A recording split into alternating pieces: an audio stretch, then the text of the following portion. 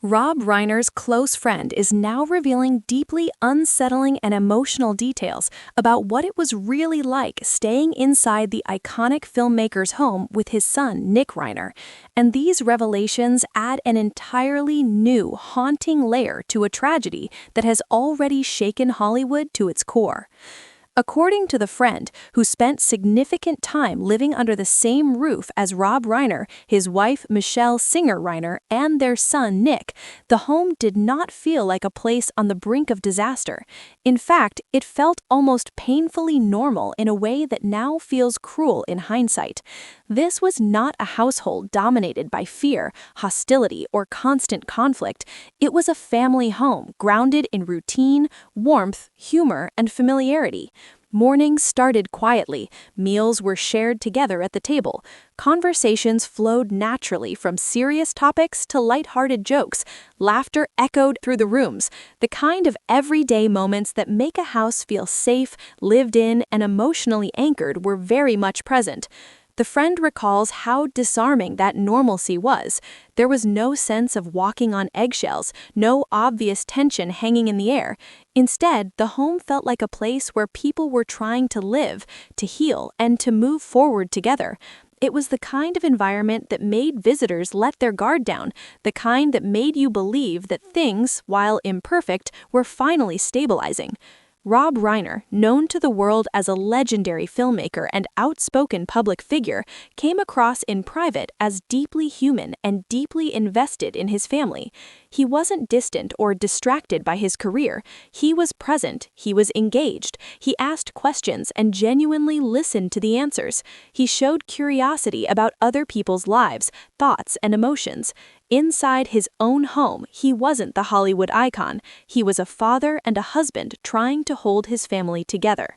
Michelle Singer Reiner, his wife of decades, was described as the emotional center of the household. She was welcoming and nurturing, someone who instinctively made others feel comfortable and included. Friends have long said Michelle was the quiet strength behind Rob, and according to those who spent time in the home, that strength was unmistakable. She was attentive without hovering, supportive without being overbearing, and fiercely devoted to her family. She was the one who kept the rhythm of the house steady, even during difficult times. And then there was Nick Reiner. The same Nick Reiner who is now facing charges connected to the deaths of his parents is described by this friend as calm, present, and functioning in a way that raised no immediate red flags. During his stay, Nick wasn't withdrawn or aggressive. He wasn't locked away behind closed doors or disconnected from reality. Instead, he was part of the household. He helped with chores. He participated in conversations. He showed up. He appeared grounded, cooperative, and even cautiously optimistic. To those around him, it genuinely felt like he was in a better place than he had been in years. That perception is what makes everything that followed so profoundly disturbing. Nick Reiner's struggles were never a secret. Rob Reiner had spoken publicly and painfully honestly for years about his son's battle with addiction and mental health issues.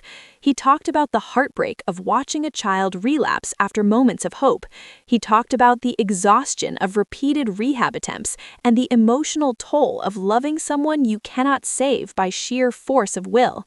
Nick's journey was marked by numerous stints in rehab, periods of sobriety followed by devastating setbacks, and moments when his life completely unraveled.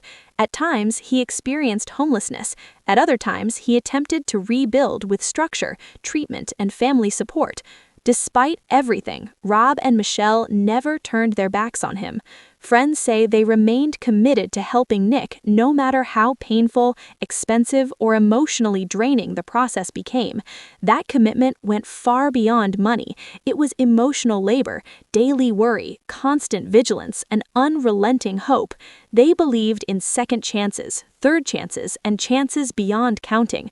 They believed love could eventually outweigh chaos, that patience and persistence could make the difference.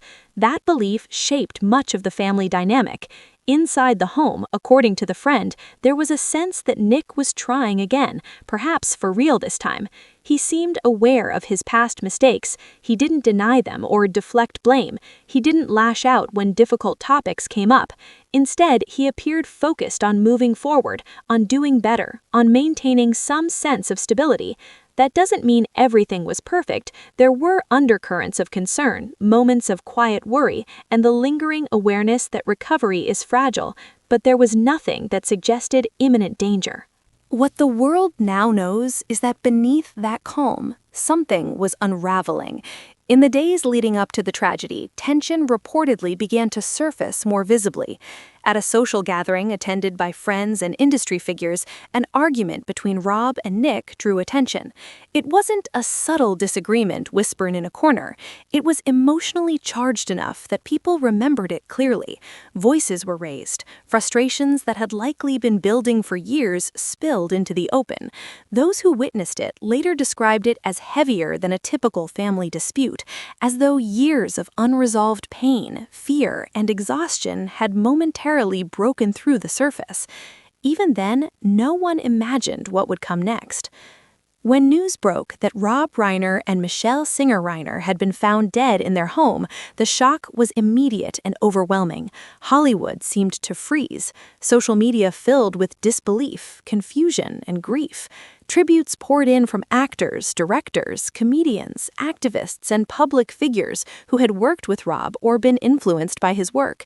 He wasn't just a filmmaker, he was a cultural force. His films shaped generations, defined genres, and became emotional touchstones for millions of people. His voice carried weight far beyond the screen. Michelle, too, was remembered with deep affection. Though she largely stayed out of the public spotlight, those who knew her spoke of her intelligence, compassion, and unwavering devotion to her family.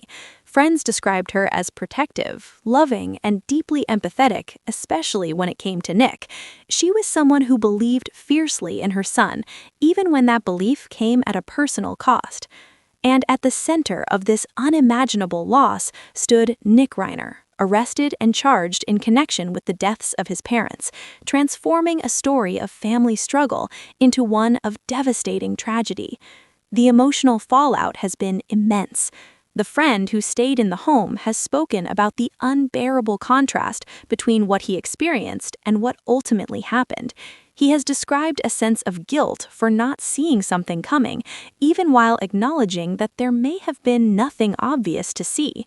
That kind of hindsight regret is tragically common in cases like this, where warning signs only become clear after the fact.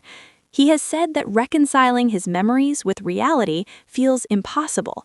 How do you reconcile laughter and normalcy with violence and death? How do you accept that a person who appeared to be stabilizing, who seemed present and engaged, could be capable of something so devastating? These questions have echoed far beyond this one household. Mental health advocates have pointed out how unpredictable and dangerous untreated or worsening mental illness can be, even when someone appears to be improving on the surface. Addiction specialists have emphasized that relapse and psychological crises can escalate rapidly, sometimes without clear external triggers. Families, no matter how loving, supportive, or well-resourced, cannot always prevent catastrophic outcomes. Rob Reiner himself had spoken about this painful reality years earlier, acknowledging that loving a child with addiction means living with constant fear. Fear that no amount of care will ever be enough. Fear that progress could vanish overnight. Fear that the worst-case scenario is always lurking, even during the good moments. Those words now feel tragically prescient. As the legal process moves forward, more details are expected to emerge, details that may help explain what led to this horrific outcome. But no explanation will undo the loss. No timeline will restore what was taken. For those who loved Rob and Michelle, and for those who believed Nick was finding his way back, the damage is irreversible. The friend's account doesn't offer closure or easy answers. Instead, it offers humanity. It reminds us that this story did not begin with violence.